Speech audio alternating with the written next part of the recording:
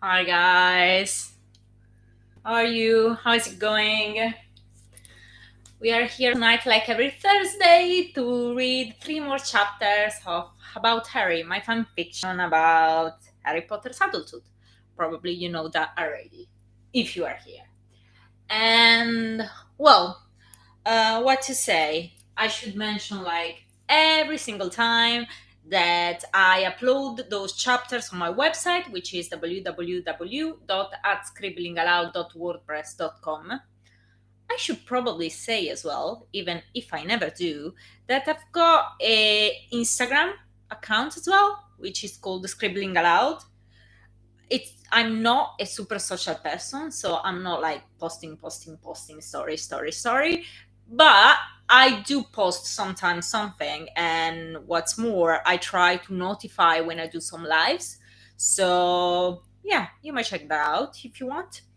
And yes, we are reading three more chapters, and is the chapter 10, chapter 11, and chapter 12. We should probably recap where we left. And if I remember correctly, we left them. Yeah, we did left them that they are going to spend. The Potter's family is going to spend a day at the Borough. So just to try to change some air, since Harry cannot really get out because of the situation of popularity, which grew a lot quite lately since Ginny's pregnancy. So yeah, we have them going to the Barrow. Hopefully, they will manage to have a day in the open air. James is quite upset with Harry. They planned to have there Rose and Francis, which is one of James' friends, so he can have some company. And I guess we can start to read from there. Let me find the points. Yeah, those chapters are gonna be quite, how can I say, lighter than the one I read up to now.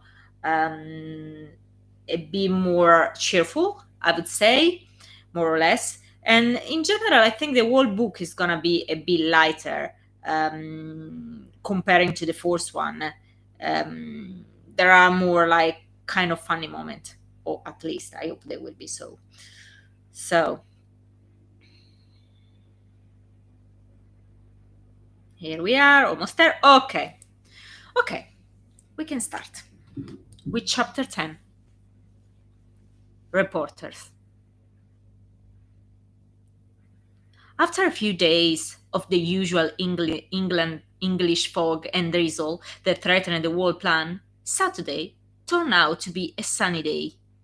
Harry was excited by the prospect to be finally out in the open air and to meet somebody outside his family circle.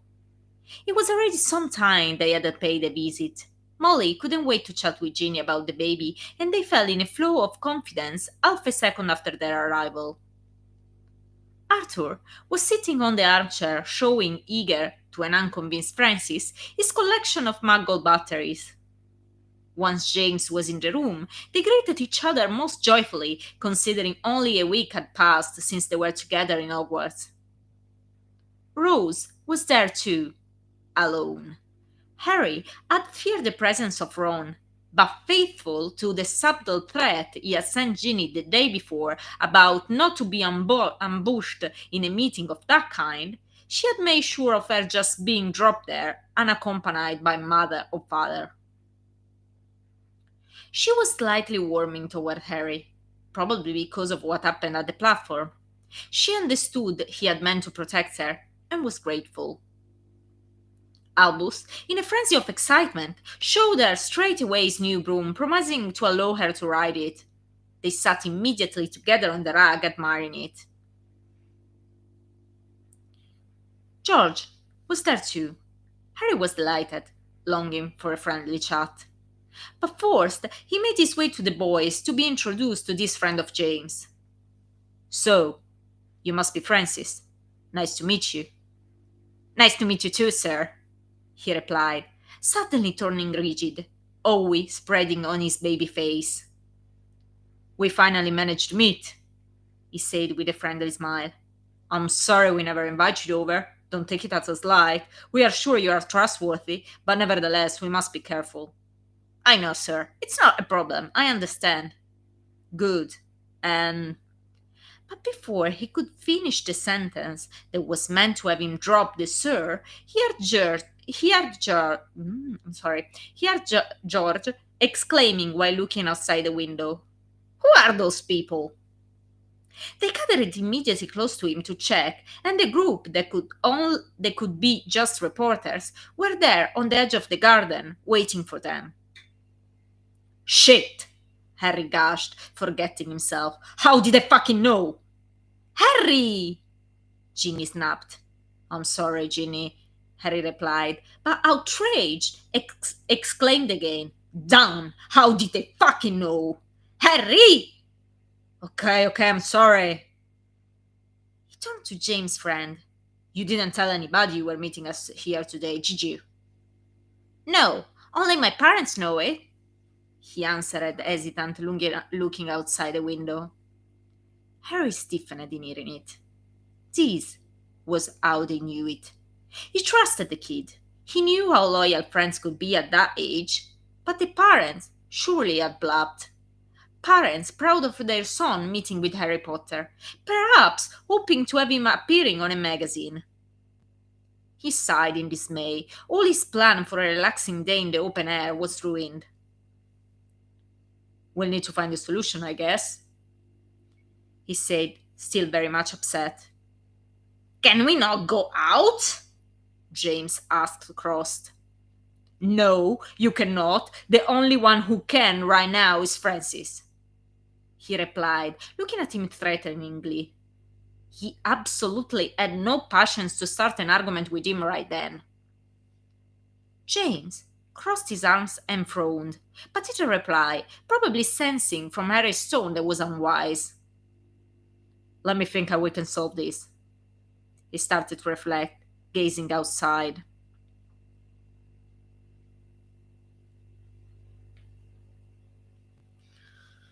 There was no way in which he could get out. Even modifying his appearance after the disaster on the platform, it would have been a giveaway. It was the same for Ginny. Her belly was a giveaway in its own right. Molly, trying to console the kids, all pressing their noses against the window as in an attempt to turn away the undesirable only by staring, started to distribute glasses of pumpkin juice and pastries. Go play in one of your uncle's rooms while we decide on what to do, she said, pushing them gently toward the stairs. They dragged themselves upstairs grudgingly, brooms sweeping the floor in the limp hands. Ginny, I'm starting to get very annoyed. I'm entitled to have some privacy, for God's sake, Harry blurted out enraged as soon as the kids were out of the way. I had enough. Now I get out and I curse them all, he boomed, taking his wand from his pocket purposely. Ginny blocked him. No, Harry, you'll just make the situation worse. Calm down. George, sipping his glass of juice, said, I can do it for you if you like. It really seems like a bother. Casting another glimpse to the outside. No, Ginny replied sternly. Nobody will do anything of the kind. George, his suggestion having been turned down,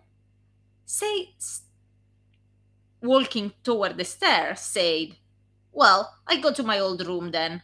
I've got some merchandise to sort out. If you change your mind, just give a shout.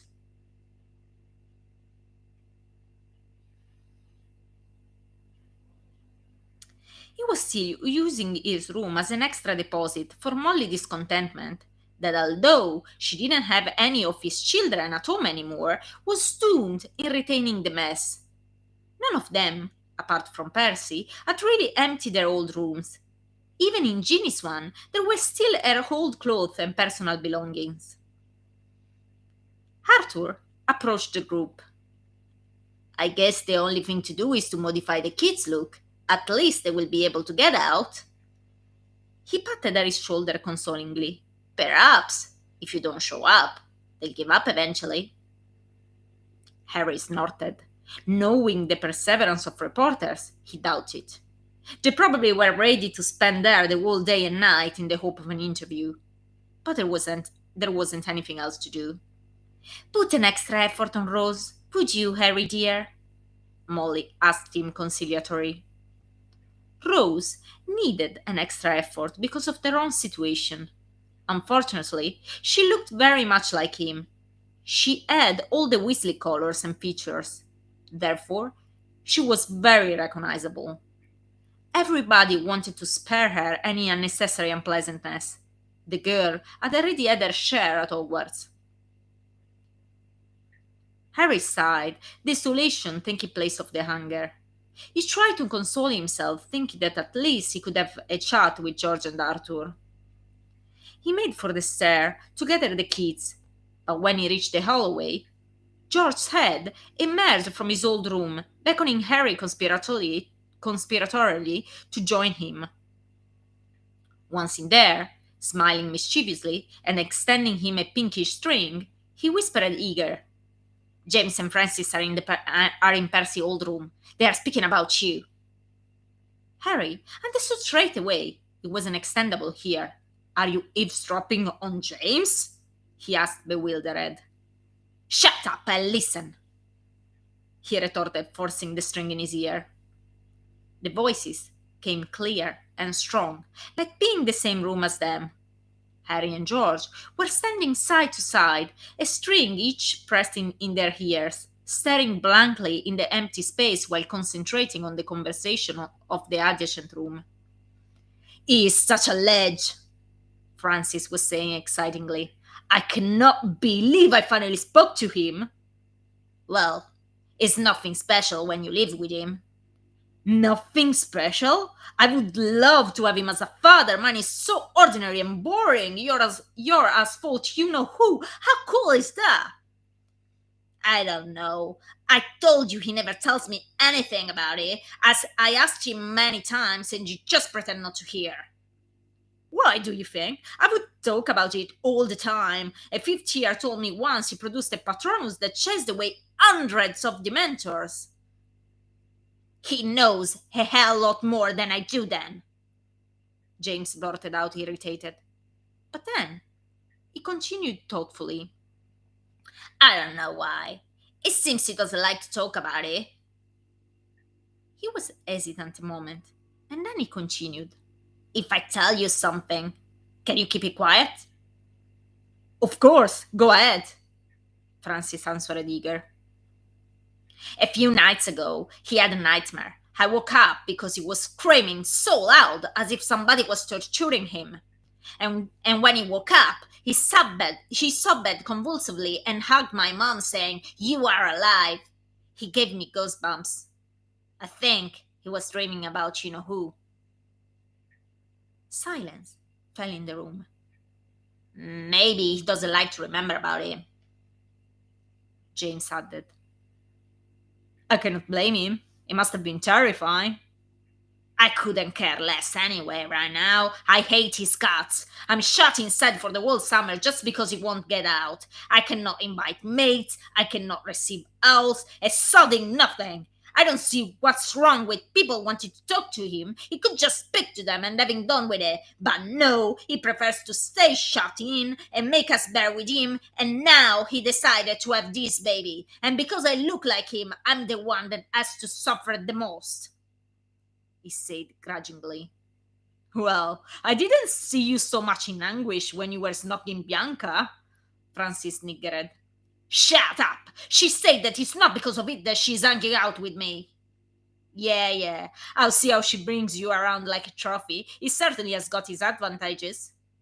I don't want her to fancy me just because I look like my father. I'd like it no matter what. She's fit. James didn't answer to this affirmation. Let's go down and see if we can sneak out. Hearing this, George pulled quickly the string just in time. They heard the door bang, and the two racing each other down noisily. Harry sat on one of the many boxes in the room in gloomy reflections. He never spaced eavesdropping. One always hears what it was better to ignore. George sat in front of him with a grin. Well, now we know that you are a ledge, that James ate your guts, that he has got a girlfriend, and that you have charming dreams, he said cheerfully. Nothing of it seems good news to me. I'm not a ledge. I'd rather prefer not to know he ate my guts, and he's definitely too young to have a girlfriend. He glossed over the dream. He didn't like James recounting it to his friend, and consequently George finding out about it. Allow me to disagree, he said with a snicker still impressed on his face. For most of the people, you are a ledge. I can take to bed our sales girl just promising I'll introduce her to you, for example. Harry raised his eyes to him in surprise. Let's not have Ginny find it out, shall we? Or I won't be able to enter your shop anymore. That is going without saying. I don't think she would approve of my courting technique anyway. And about what she said, it's just a phase. It's just annoyed about not being able to invite friends over or going on holiday. Don't take it seriously. Harry didn't reply. He knew what George couldn't. There was more to it than it was acknowledged. And he is not too young to have a girlfriend, George continued, especially if she is fit. He added with a redoubled grin. Harry took the chance to ask for the advice he needed. Do you think I should talk to him about sex? By the sound of it, I think it's high time. Harry gathered all the kids in the living room. Rose, come here, he said, taking her hand. Let me see what I can do. Could I be blonde? She asked boldly. Of course you can be blonde. I give you some curls as well. What do you think?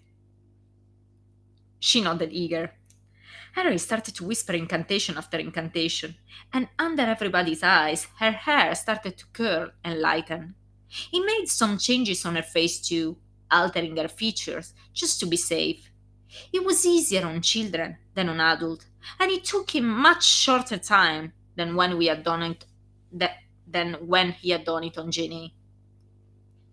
When he stopped murmuring, he smiled at her satisfied. She sprinted to the mirror to look at herself, and they could hear some excited shrills while she was tossing her hair and making some pirouettes to see them moving around her. He approached Albus. Okay, I won't do much on you. Any preference? I wouldn't mind looking like you. It's nice to know somebody still likes me. Harry laughed. The whole point of it is not to look like me. He looked very much like Ginny anyway, red hair and freckly. For that reason, he risked more to be exchanged for Ronson rather than his.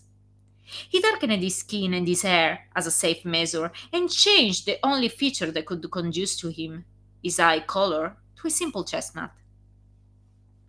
Okay, I think that's enough. Now, James. He turned to him and bent to look straight into his eyes, deciding what it was best to do. Spite was readable in them, and that pained him. Until a few months before, there was only admiration. Everything had changed. James opened his mouth to speak, and Harry preceded him. I know, James, as different from me as I can possibly make you. You don't need to say, you make it quite plain. James closed his mouth, keeping his skull stamped on his face, while Harry was working on him. And by the hand, a completely different boy that could pass for Francis' brother was looking at him. It was recognizable only by the unfriendly expression. Okay, guys, you can go. Enjoy yourself, and if those people come close, don't talk to them. They all scattered outside happily, all except Francis. They seemed inclined to want to talk to Harry some more. James, however, dragged him away frowning.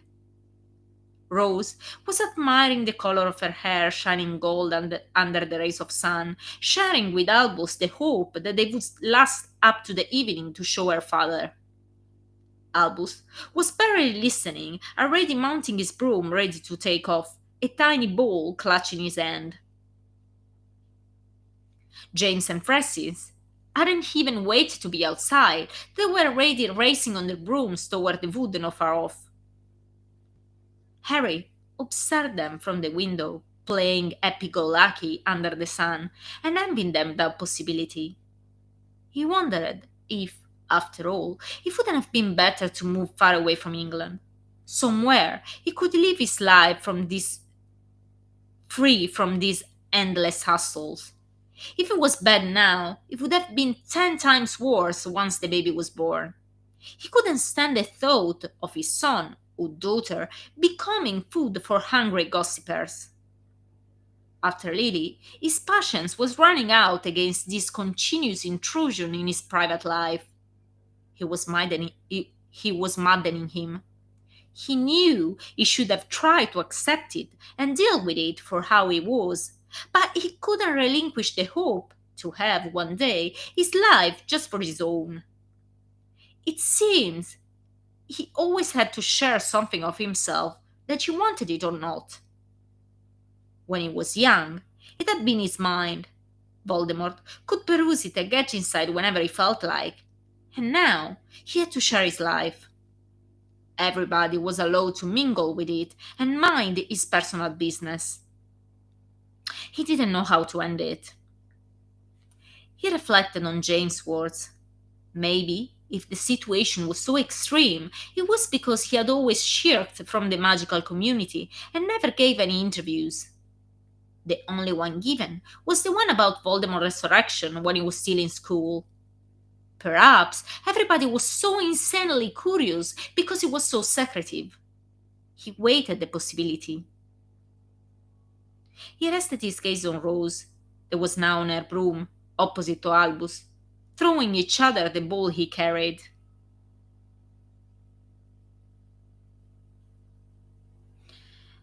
Ron and Hermione had to flee the country to be safe from the uproar generated by Lily's death, but the poor girl had to affront some serious hardship while at Hogwarts. He got a glimpse of it on the platform, and if James had been under such a pressure, was also to defend her from it. He never exposed himself to clear Ron, and the magical community felt entitled to hate him as a villain. The grudge was still as strong as before, and he didn't want to help him in any way. But the same rule didn't apply to his family. If he could make their life easier, dissipating the rancor gravitating around them, why not try? He could consider giving an interview. He could share a tiny bit of his life to alleviate their situation and to satisfy people's curiosity. It would have been greatly unpleasant to answer questioning, though, and the fuss was sure to be huge. He left the window and got back to the others, promising himself to think about it some more. The reporters kept their ground for the whole day, and Harry abandoned every hope to be able to get outside. And that was the end of chapter 10. Hello, Marco. Hello, Marta. Yes, Albus is indeed a sweetheart. He's very sweet. He loves Harry very much. And now we have got one of Harry's nightmare.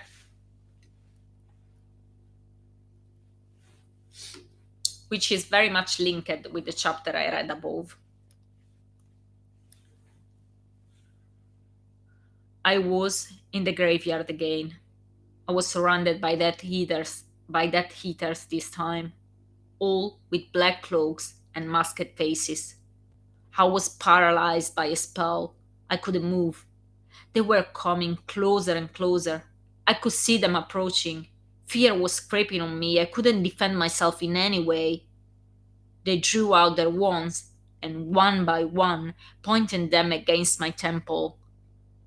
They extracted a silvery strand from it, a memory.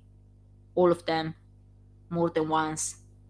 They put them in a stone basin, standing behind them, pensive, and in turn they looked in it. They looked in it. I knew what they were saying. There was all my life in there. There was my horrible childhood, Hogwarts, and all that happened there, good and bad. There was the rape and my grief for Lily's death, but there was also the first time with Ginny, my love for her and for the boys.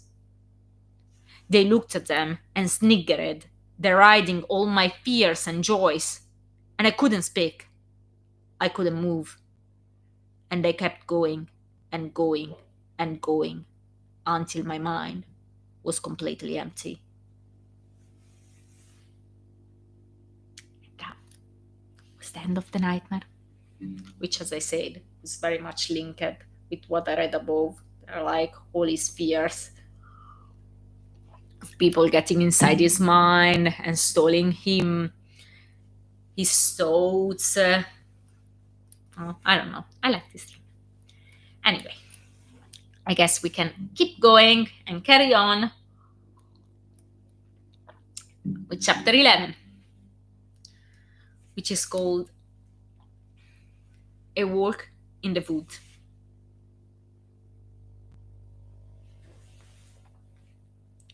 They made amends the next day for the disappointment. Ginny suggested a countryside walk. They chose an isolated wood in the north of the country and decided to take Francis with them to please James. They picked him up to his place, a modern spacious house in a small country town not far from London. His parents were all what Harry guessed them to be, and no doubt was left on how the news of him being at the Barrow had leaked. They made enough bustle when opening their door to make sure the whole neighborhood was very aware of his presence. His name was repeated at least a dozen times, one louder than the next, and by the peers from the neighbors' windows and who decided to take the dog for a small walk at that precise moment, he knew exactly how many wizards lived in the borough. Harry had to restrain himself a good deal to maintain composure. But it was even worse for Francis, who turned a deep shade of magenta by shame. That made Harry drop his annoyance immediately to feel for him. He was such a darlish behavior that it was impossible for him not to sympathize. They had been obliged to stop for a tea, and many impertinent questions were asked. But finally, after half an hour of martyr, they were allowed to live with the boy. Harry wondered why people couldn't just behave normally around him. The walk in the wood turned out to be a brilliant idea. The sun filtered through the branches, and the gentle breeze blew on them. Nobody was around, and Harry could relax. The green always had the power to channel his mind in a positive track, and felt relieved to have had the chance to escape from his prison. He walked hand in hand with Ginny on a small path for some time, enjoying the summer greenery, and to allow her to rest, after a while, they made a picnic under a tree. While the boys were about playing and chatting, Harry lay down on the blanket close to Ginny and caressed her belly tenderly. Straight away, the baby made his presence known, and Harry felt a sense of serenity and happiness. It was wonderful to feel this kind of emotions. There had been scarcely a moment since Christmas where his mind hadn't been in turmoil. He had known very few moments of peace. He kissed Ginny, overwhelmed by these good feelings. "Thank you, Ginny." She turned to him. "What for?" "For everything. To be perfect, to love me, for the baby." She smiled. "You are sweet. I'm far from being perfect, though. I've got plenty of faults." "I don't see any." "Well, I'm snappish, I'm bossy, and quite blunt sometimes. Those are not faults, those are traits that make you what you are, perfect." He pointed out, removing a small leaf that had been caught in her hair. She caressed him. Thank you. You don't have to thank me. I would just like to be the same for you. Harry, you make me feel good. You make me happy. Why do you always talk as if you are not doing enough? As he was about to answer, Albus ran toward them to show a black feather he had found on the ground. Harry made him sit close to him, took his hand, and rested it on Ginny's tummy. The baby inside was still moving and kicking. Albus chuckled. This is creepy, he said, retracting his hand. Harry and Ginny laughed too. It's not creepy, it's our Fred moving. Do you want to call him Fred? Like Uncle? Harry nodded. The kids never met Fred, but at the Barrow there were plenty of pictures, and they knew that George the twin who had died in the Hogwarts battle. And anyway, a bit because of the joke shop, and a bit because of their reputation as troublemakers, tales of them were still circulating at school. What if it's a girl? He asked. We didn't think about it yet, Harry answered uneasy. I like Rose. Harry sniggered. We can hardly give her the same name as your cousin. Can you imagine the confusion? While this conversation was going on, James and Francis approached to nibble something. What are you talking about? James asked, seeing their merriment. About the baby. Oh, I'm sorry, wrong person. About the baby. We were talking about names. We decided for Fred, if it's a boy, but we didn't find one if it should be a girl, Ginny answered. Harry spotted James opening his mouth as if to suggest one, but he stopped himself suddenly, probably remembering he was in denial. But he had given it some thought, apparently. Interesting. I'd like to have a sibling, Francis said, taking a sandwich. Are you an only son? Harry asked. Francis nodded. And it's a bore. I would have liked to have a sibling too, Harry admitted. I just had Dudley, and it would have been best not to have him. Who's Dudley? James asked. My cousin. He was my uncle and aunt's son, but he was bully. I hated him. Did he bully you? Francis asked, astonished, and Harry chuckled, amused by Francis' surprise in discovering that famous Harry Potter was bullied when young. Yes, he bullied me. But then, when we were 15, I saved him from the mentors and he stopped. He came out that he was grateful years later. He thought about his cousin. He didn't feel a grudge against him, like for his relatives. Their last parting made Harry forgive all those years of mistreatment. Nevertheless, he never looked for him afterward, and vice versa. It would have only been awkward. They had nothing in common that could make an encounter worthwhile. Only some diluted blood, always shunned and disowned by the whole family. What Dementors? Francis asked, and then he knew he hoped to be told about the hundred of Dementor the 50-year guy had recounted him. He had to disappoint him. One summer, we had been attacked by 2 Dementors. However, because Dementors are always Dementors, being 1 or 100, the kid's expression was raptured anyway. Did you chase them away? Francis asked, chewing his sandwich, admiration and eagerness gushing out profusely. Yeah, I risked being expelled for it. I wasn't allowed to do magic outside school. And in the end, it came out that one of the teachers had ordered them to attack me, to have me out of Hogwarts. It didn't work, thankfully. A teacher sent them? James asked, surprised, forgetting his frown.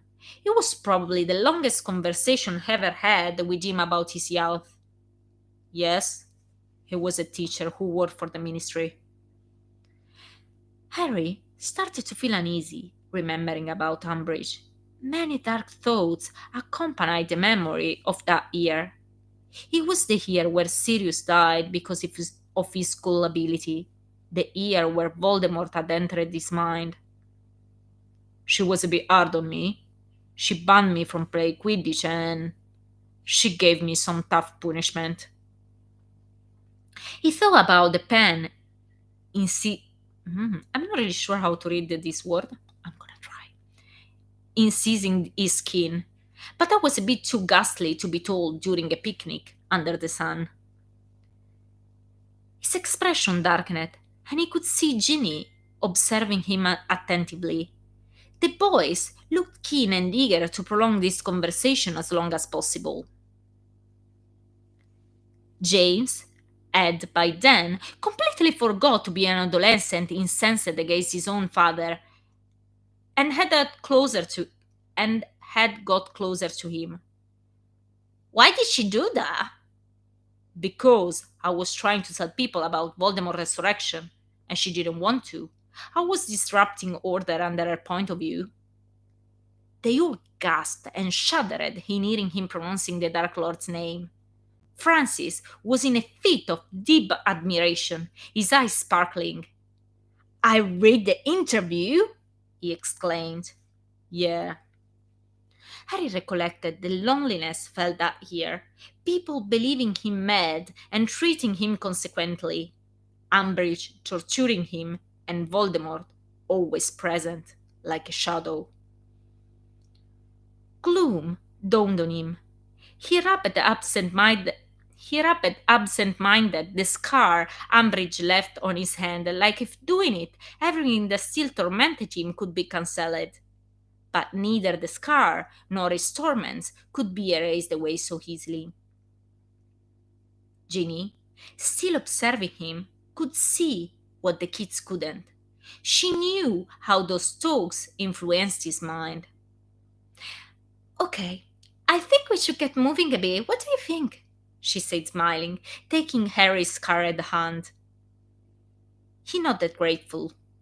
The kids looked disappointed, but he was relieved. It had costed him this confidence.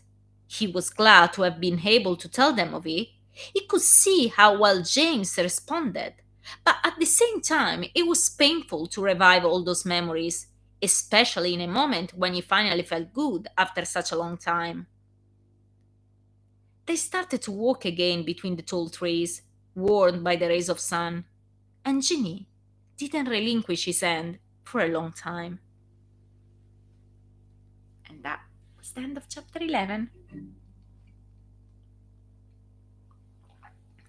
We had finally a nice sweetie chapter with some uneasiness by Harry's side, but the uneasiness on Harry's side is always there, so we cannot we cannot avoid it because it's always there. But at least a nice, like, light and sweet chapters when everybody loves each other. Yeah.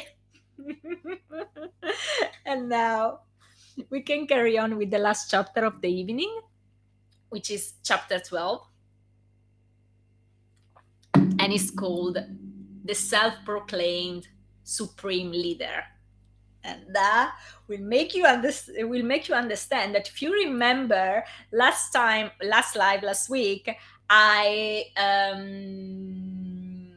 told you I talked about a character I very much like, and I was going to introduce it this time. And this is the chapter where she appears. Da-da-da-da.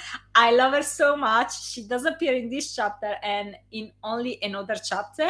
But yeah, I love her. I hope you will love her too. Okay, let's start. I will drink another drop of water. James' voice really does it on my throat. Okay. Chapter 12. The Self-Proclaimed Supreme Leader. Once back home, while having dinner, Albus expressed the wish to spend the day in Harry's office. Harry was surprised. It wasn't exactly a fun place where to spend the day. He asked him the reason of this request. I want to see the Aurors department, he said, keen. Harry was a bit hesitant. It wasn't a place for kids. He thought about a file he had on his desk with seriously gruesome picture in it. about conversation with his co-workers on murderers they were looking for or heinous atrocities committed by them. But he was flattered by his interest and reflected about if the task for the morrow could be rearranged as not to shock Albus with the daily violence under his eyes. All right, he said at the end. Perhaps just for the morning, though. I'll take you back during lunch break. His eyes wandered on James.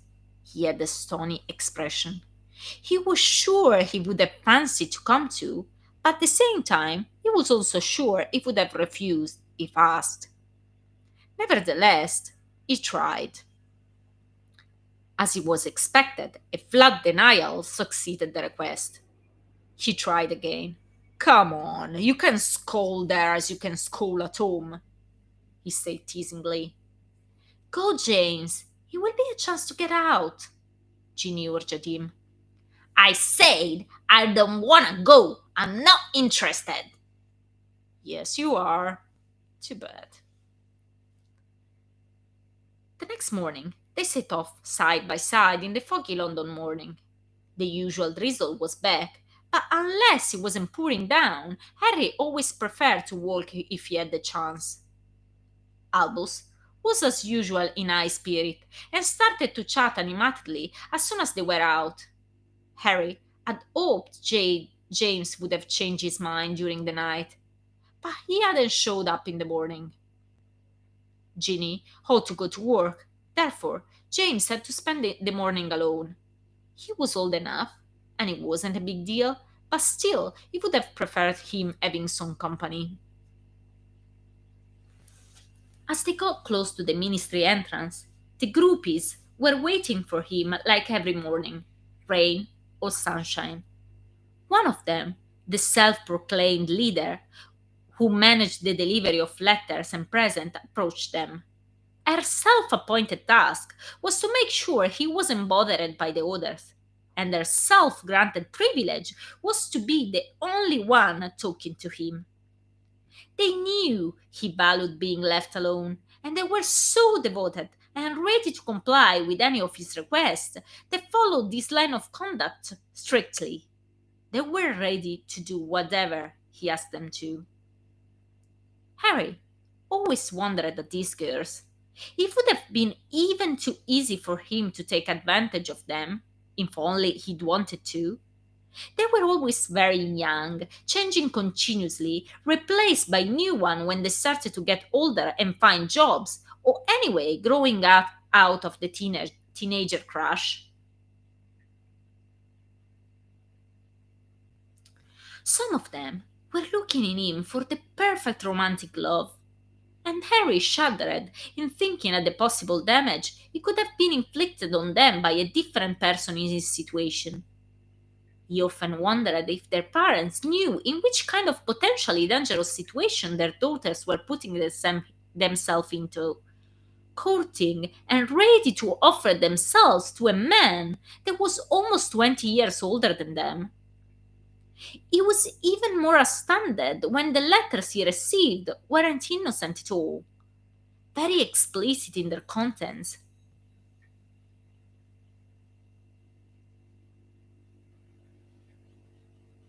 I'm sorry. Very explicit in their contents. Did they know what they were about? It seemed disturbing that such a young girl could write these kind of things to a stranger. Because, des- despite everything, this is what he was to them, a stranger. He had had the chance to chat with the beater of the Chudley Cannons, a young man very popular with women. He had found out that he had kind of groupies too, and he indeed took his pleasure with them. He didn't consider it wrong or reprehensible. He was actually surprised that Harry didn't, notwithstanding he was married. He had told him, if they agree, why should be wrong?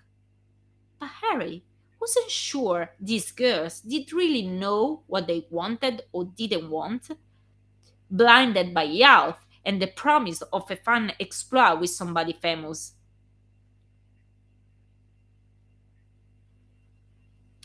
The leader was called Regina. the only one Harry knew by name. She was a middle height brunette, pretty, as they usually were, and very much undressed, as again they all usually were. They never left much to imagination. It was only a few months that she held the position, and the way in which it was obtained revealed much about the true nature of these girls, and her in particular. The previous leader was rather intrusive, opposite of their usual behavior, very eager to be photographed with Harry by reporters. Harry, guilty of being too polite, hadn't managed to keep her at a distance, and by perseverance she had managed in her intent. In the days that followed, a picture of the two had been published by most of the publication in the magical community. Ginny, despite it wasn't seldom, was always struggling to have the required composure, and every time that such a thing occurred, plunged in a passive aggressive silence that could last from a couple of hours to several days, depending on the woman in question. Being this a rather showing young girl, the silence threatened to be a long one, and Harry, already greatly distressed in being at the center of attention through no fault of his own, had found himself also striving to overcome her sourness. It took him 3 days of unrelenting attentions, romantic endeavors, domestic efforts, and steady flattering to get over it. When she finally smiled again, he was so vexed and enraged against everybody else in the magical community that stopped completely to show himself in it and was going to work by flu power to avoid all the groupies. One day, a week after the event, reception called him in his office, requiring his presence at the entrance. A scrape was going on between the groupies, so savage and fierce that the poor bloke from the law enforcement hadn't been able to put it off, and was sporting a tiger-like bloody scratch on his cheek.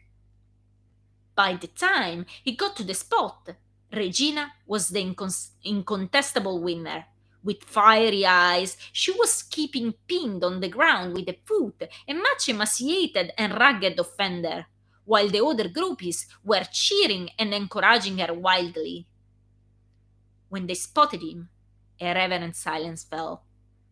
They drew in the clothes and withdrew to let him pass. Seeing the scene, he had lost it completely. He had framed the girl and, grasping them both, had dragged them inside the ministry. In a nick of time, and without a word, the offender was sent on by flu powder, and Regina was taken to his office for a severe lecture.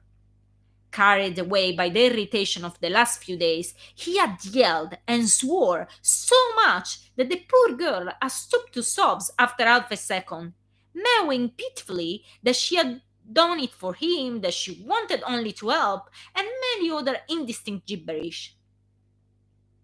Harry, accustomed to scold James, where he usually got back the same yelling and swearing, the latter only if Ginny wasn't present, wasn't quite expecting it, and those eyes full of tears checked his anger in a flash, swapping it with uneasiness. Returning to sense, he realized the state of Regina: torn clothes, bloody scratches, and disheveled hair.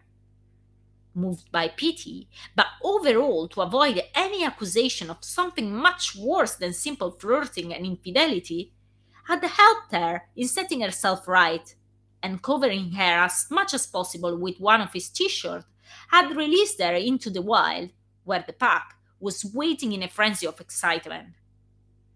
And her, shining with the glory of victory and enshrouded by her new precious possession, Harry, all the t-shirt, felt entitled to pronounce herself new supreme leader appointed by God, Harry, and from then on had been devoted and tame as a kitten, maintaining order and discipline between the ferocious beasts. That day, she greeted him with the usual dose of animation, alluring cherry lips, glossed smiles, and flapping of eyelashes heavily darkened by makeup. She gave him some letters, making sure to brush his hand in the procedure, and then she moved his attention to Albus. He introduced him to her, shoving the letters in his jeans back pocket. She leaned to greet him, allowing him a full close up to her plunging neckline, designed to heighten her generous chest. Hello, Albus. Nice to meet you. Such a cracking green eyes you got, just like your father, innit? She cooed. Albus was so purple, his red hair seemed almost pink by comparison. He stammered a reply, trying at the same time to look, and not to look, what was bountifully put on display in front of his eyes. Harry, following Albus' gaze, had to stifle a laughter and felt impelled to save his son from the embarrassment. He excused them to Regina, naming the lateness, and took him away. Who is she? He asked, once he had recovered. Harry explained to him. Do they follow you everywhere? Pretty much. Why? Different reason. Prince Charming complex, sex, aggrandizement. It was difficult to answer this question without sounding boastful or vulgar. While they were talking, they got inside the ministry, halting at reception. Albus surrounded his wand for inspection and got a name tag to attach to his shirt. Albus Severus Potter, visitor. He was gaping, looking mesmerized at everything surrounding them. He didn't realize the same was happening around him. People were gaping, looking at him. It didn't happen very often to be seen in the magical community with his kids, and he always created a bit of uproar. Because I guess they like me, or better, they like what they think I am, Harry continued. What do they think you are? A kind of hero? But you are a hero!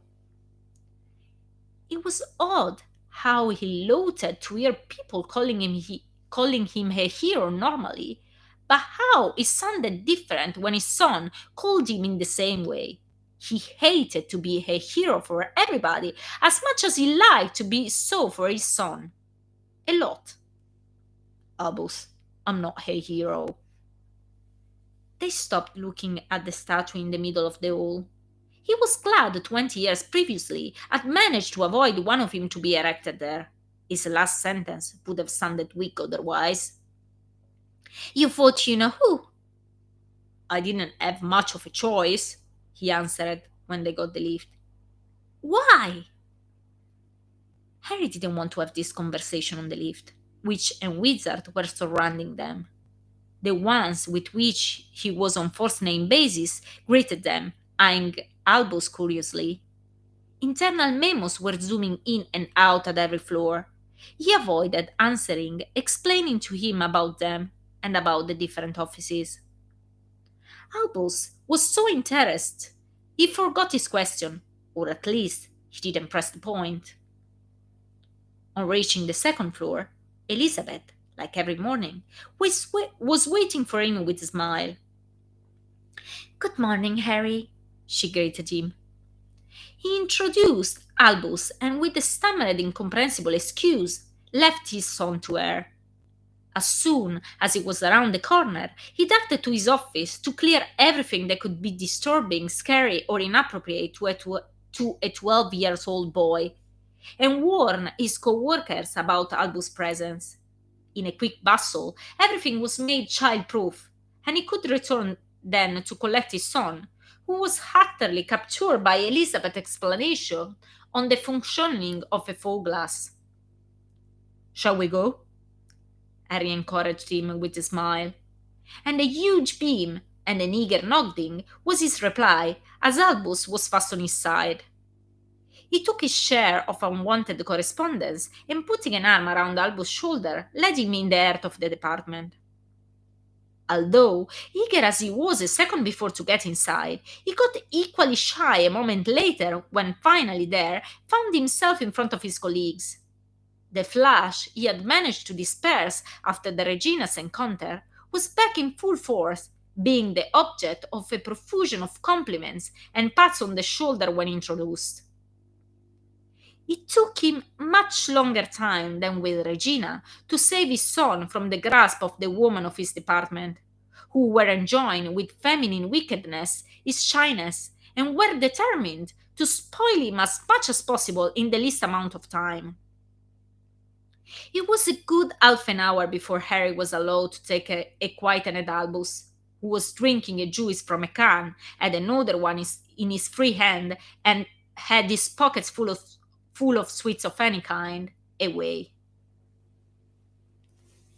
And that was the end of chapter 12. Hello, there's a new person here. You just arrived then, though. I'm sorry. And Marta, those groupies are savage. They are savage. They are super cool, and I love them so much. I'm so in love with Darius groupies. So in love. Yeah, I hope you liked my Regina. She is sweet, isn't it? Like very kind of street girl and tough and super aggressive. I love them. I love her. Did you like her? I hope so. And yeah, that was the end of the chapter. And yeah, that's all for tonight, I guess. And the next week we are going to read 3 more chapters, and in those, there is going to be like an explanation about Harry's past, and to be specific, about the time when he left Hogwarts after like the 7 books.